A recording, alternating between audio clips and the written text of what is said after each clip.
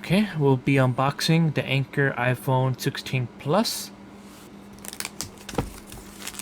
I'm going to slide off the bottom. And it'll have two openings. One, the first part compartment, you lift this lid up. And the second compartment will be on the bottom. Once you lift this up, you have some instructions here. You'll have the user guide and the package that has wet wipes, cleaning cloth, dust removal sticker. And again, it's very simple. If you've used any of these before, it talks about putting the clean phone in the compartment here without all the stuff in the way.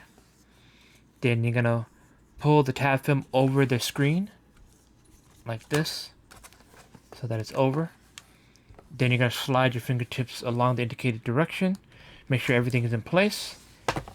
Then you're gonna close the lid and then pull this tab all the way completely. Then once you're finished pulling that out, you're gonna pull off this blue sticker here, and it should all be good.